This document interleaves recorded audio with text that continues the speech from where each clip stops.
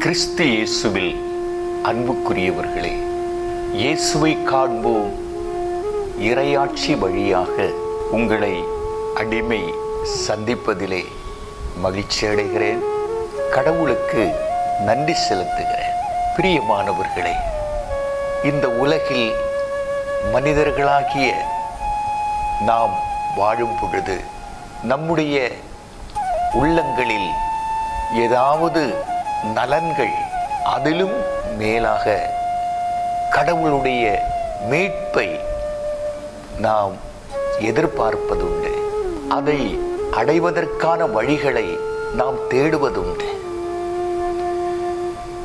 இந்த நலன்களை, மீட்பை அடைவதற்கு, அதை பெறுவதற்கு மனித வாழ்விலே நம்முடைய வாழ்வு அர்த்தமுள்ளதாக, பயனுள்ளதாக, தூய்மை உள்ளதாக நம்முடைய வாழ்வும் செயல்களும் இடம்பெற வேண்டும்.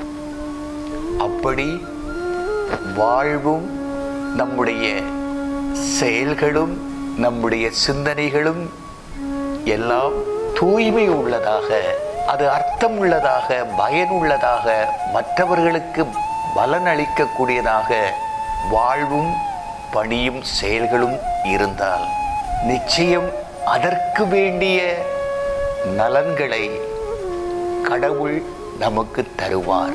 அது உடனடியாகவும் நடக்கலாம், சற்று பிந்தி நடக்கலாம், காலம் தாழ்த்தி நடக்கலாம். அதிலே அவசரப்படக்கூடாது. ஆகவே தான் திருப்பாடல் 62:5 சொல்லப்படுகிறது போல, நெஞ்சே கடவுளுக்காக மௌனமாய் காத்திரு. அப்படி என்றால் கடவுளுடைய செயல்களுக்காக, அவருடைய நலன்களுக்காக, அவர் நமக்கு வைத்திருக்கிற எல்லா விதமான ஆசைகளுக்காக நாம் மௌனமாக காத்திருக்க வேண்டும்.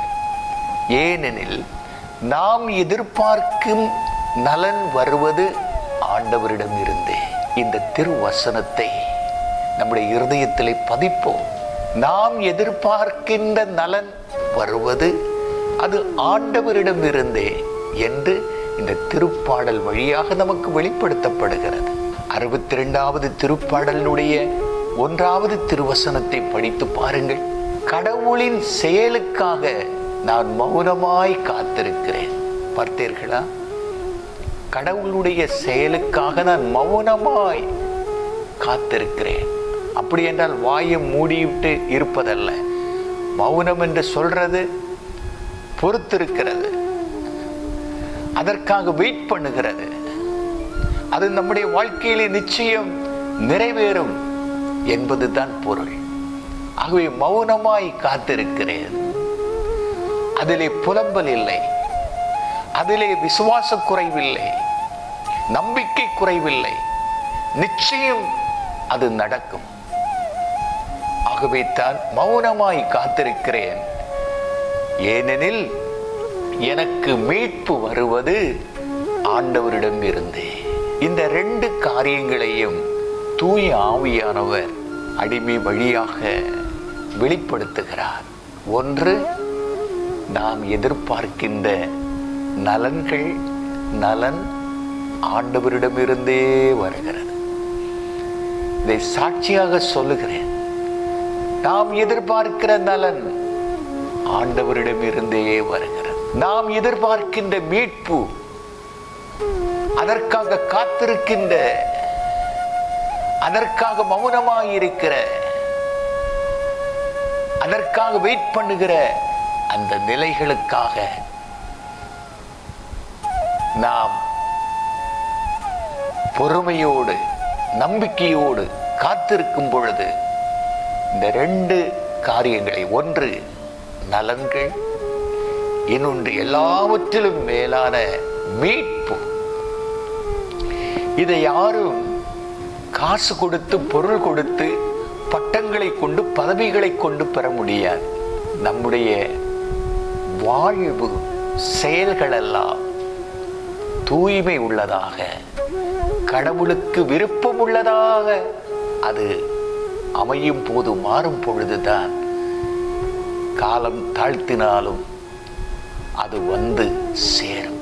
மௌனமாய் பொறுமையோடு நம்பிக்கையோடு காத்திருந்து செயல்பட வேண்டும். ஆகவே தான் யாக்கோபு எழுதிய நிருபத்திலே 1ஆம் அதிகாரம் 17வது திருவசனம் சொல்கிறது, நல்ல கொடைகள் அனைத்தும் நிறைவான வரமெல்லாம் ஒளியின் பிறப்பிடமான விண்ணக தந்தையிடம் இருந்து வருகிறதா. பார்த்தீர்களா? நல்ல கொடைகள், நிறைவான வரங்கள் எல்லாம் ஒளியின் பிறப்பிடமான விண்ணக தந்தையிடம் இருந்து வருகிறது. பிரியமானவர்களே, யோவான் எழுதிய 3வது நிருபத்திலே 2வது வசனத்தை படித்து பாருங்கள். அன்புக்குரியவரே, அப்படித்தான் சொல்லப்படுகிறது. உங்களை குறித்து, அன்புக்குரியவரே, நீர் ஆன்ம நலத்தோடு இருப்பது போல. பார்த்தீர்களா? எல்லா நலன்களிலும் மேலான நலன் ஆத்ம நலன். ஒருவன் உலகமெல்லாம் தனதாக்கி கொண்டாலும் ஆத்மாவை இழந்தால் பலன் ஒன்றுமில்லை. எல்லாம் இருந்துவிட்டு ஆத்மாவிலே ஒரு நிறைவு, மகிழ்ச்சி, அமைதி, தூய்மை, மீட்பு இதெல்லாம் இல்லை என்றால் யோசித்து பாருங்கள். ஆன்ம நலத்தோடு இருப்பது போல் உடல் நலத்தோடு இருக்கவும், உடல் நலம், உளநலம், உயிர் நலம், குடும்ப நலம், மக்கள் நலம், தொழில் நலம். பார்த்தீர்களா? உடல் நலத்தோடு இருக்கவும் அனைத்தும் இனிதே நிகழவும் வேண்டுகிறேன். அனைத்தும் இனிதே நிகழவும் வேண்டுகிறேன். அனைத்தும் இனிதே நிகழ இந்த இறை செய்தி இந்நேரத்தில் உங்களுக்கு உதவ வேண்டுகிறேன். பிரியமானவர்களே, திருப்பாடல் 87:7 சொல்கிறது போல, எங்கள் நலன்களின் ஊற்று ஆண்டவரே உன்னிடமே உள்ளது. நம்முடைய நலன்களின் ஊற்று ஆண்டவரிடமே உள்ளது. நம்முடைய நலன்களுடைய ஊற்று ஆண்டவரிடமே உள்ளது. ஆகவே நீங்கள் எதிர்பார்க்கின்ற நலன்களும் நீங்கள் எதிர்பார்க்கின்ற மீட்பும் கடவுளிடமிருந்தே வரும், ஆண்டவரிடமிருந்தே வரும். ஒரு மீட்பின் அனுபவம் இதுவரையிலும் உங்களுடைய வாழ்க்கையிலே இல்லை என்றால், ஒருவேளை நீங்கள் சில நேரங்களை முயற்சி எடுத்தும் இந்த மீட்பின் அனுபவத்தை பெற முடியவில்லையே, மீண்டும் மீண்டும் பலவீனங்களில் விழுகிறேன், மீண்டும் மீண்டும் தவறு செய்கிறேன். தூய பவுல் சொல்கிறது போல, நல்லது செய்வதற்கு எனக்கு விருப்பம் இல்லாமல் இல்லை, நல்லது செய்ய நினைக்கும் போதெல்லாம் தீயது தான் என் வாழ்க்கையிலே அது எட்டுகிறது. பலவீனர்களும் குறைவுள்ளவர்களும் விழுகிறவர்களும் ஒப்புக்கொடுங்கள். ஆண்டவரே, நான் எதிர்பார்க்கிற மீட்பு உம்மிடமிருந்தே வருகிறது. நான் எதிர்பார்க்கிற நலன்கள் உம்மிடமிருந்தே வருகிறது. திருப்பாடல் 21 சொல்கிறது போல, உங்களுடைய மன விருப்பங்களை கடவுள் நிறைவேற்றுவார். அதற்காக நான் இப்பொழுது ஜெபிக்கிறேன். கடவுள் உதவி செய்வாராக.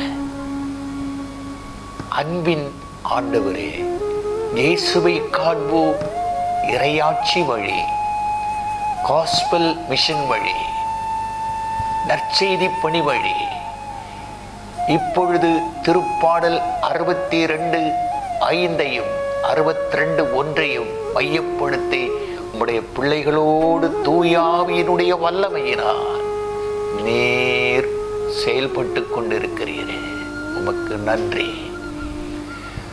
மோசையோடு பேசிய ஆண்டவரே, சாமுவேலோடு பேசிய ஆண்டவரே, என் பிள்ளைகளோடு நீர் பேசிக் கொண்டிருக்கிறீரே.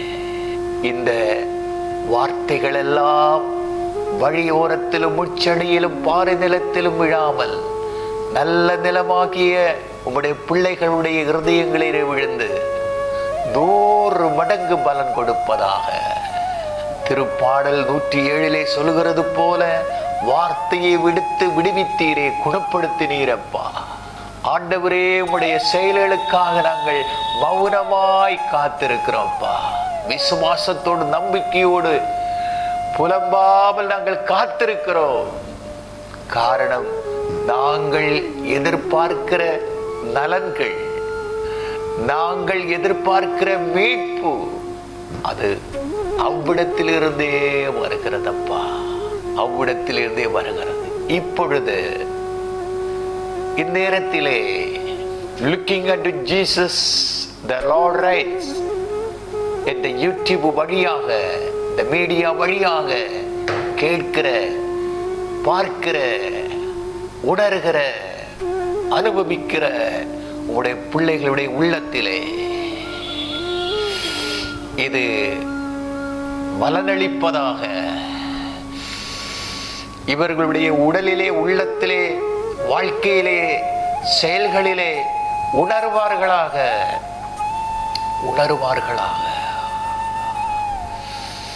திருப்பாடல் 23 சொல்லுகிறது போல, எங்களுடைய வாழ்நாளெல்லாம் உம்முடைய அருளும் நலமும் பேரன்பும் எங்களை புடைசூழ்வதாக. உம்முடைய பிள்ளைகளுடைய வாழ்விலும் செயலிலும் உம்முடைய அருளும் நலமும் பேரன்பும் புடைசூழ்வதாக. உமது நலன்கள் என்னை நிரப்பட்டுமே, நிரம்பி வழியட்டுமே, பிறர் மேல் பாயட்டுமே. உமது மீட்பு என்னை நிரப்பட்டுமே, நிரம்பி வழியட்டுமே, பிறர் மேல் பாயட்டுமே. இயேசுவின் நாமத்திலே ஜெபித்து உம்முடைய நலன்களை, எல்லாவற்றுக்கும் மேலான மீட்பின் வாழ்வை அவ்விடத்திலிருந்து உம்முடைய பிள்ளைகளுக்கு இந்த ஜெபத்தின் வழியாக, இந்த இறை செய்தி வழியாக எடுத்து கொடுக்கிறேன். எங்கள் தூய தந்தையே. ஆமென், ஆமென். God bless you.